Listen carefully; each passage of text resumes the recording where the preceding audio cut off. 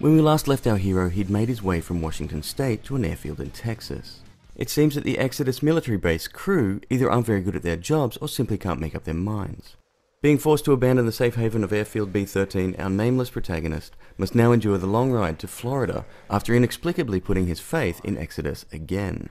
Although boasting a story mode 5 times as long as the original and a host of new vehicles that are completely destructible, not a lot has changed from 2012 smash hit Earn to Die.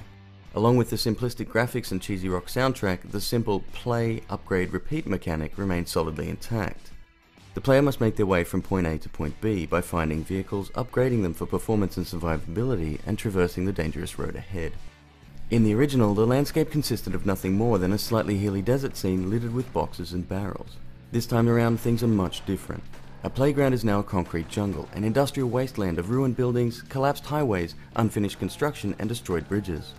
The new concrete and steel backdrop doesn't only change the overall color tone from brown to grey, but adds in a multi-layered driving experience with many different paths to take.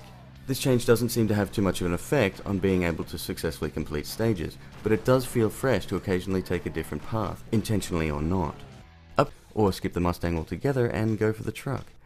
Yes, you had options, but the game's design cleverly made you change up your vehicle to progress further and subsequently earn even greater rewards. Restricting the vehicle choices the player can make only seems to artificially extend the playtime required to complete each stage. Is my fully upgraded ice cream van from level 3 faster and more efficient than the stock level 4 police cruiser? I'm willing to bet the answer is yes.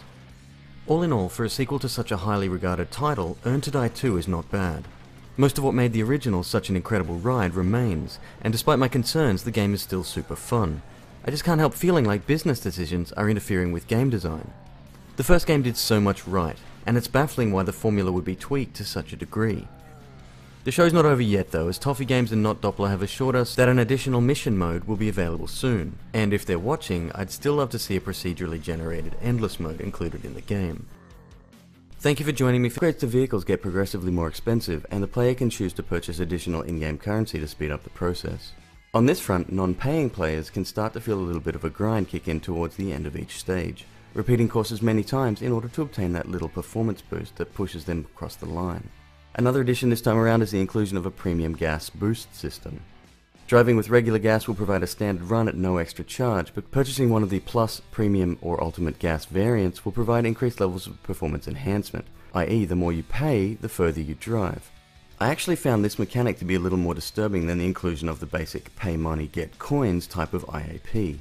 Not only does the game highlight the most expensive boost you can afford with your current cash surplus in an attempt to siphon cash reserves from the player before each game, but it feels absolutely necessary to use one of these in order to pass the final checkpoint in each level. It's like they took Earn to Die 2012's progression system and equated that to the user exclusively using the Ultimate Gas upgrade in Earn to Die 2, as if the game is, by default, set at a 70% handicap.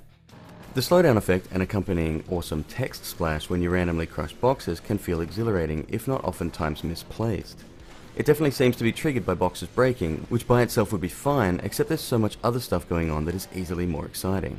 You can drive into exploding barrels, hurtling shrapnel all over the screen, or squish half a dozen zombies in one go with no satisfying feedback whatsoever. A few of the upgrades available can change the physical shape of the vehicle. This adds a really nice sense of accomplishment for the player. Unfortunately, it can also make the vehicles unsuitable for the terrain in which they're placed. A perfect example being the ice cream van, which, stock, only just manages to fit inside the concrete tubes laid out before it. With fully upgraded tyres raising the vehicle and plate armour adding bulk, the player is forced to slow down to a crawl to avoid damage, and it simply doesn't feel good to drive slowly in this game. My last and by far biggest issue with the game relates to the actual vehicle upgrade system. Instead of attempting to complete stages in any vehicle the player has unlocked, we are now forced to use a specific car for each stage. So for example, stage 1 has to be the buggy, stage 2 has to be the classic sedan, stage 3 has to be the ice cream van, and so on. In the original game, if I wanted to, I could use the Beetle until I'd saved up enough money to unlock the Mustang.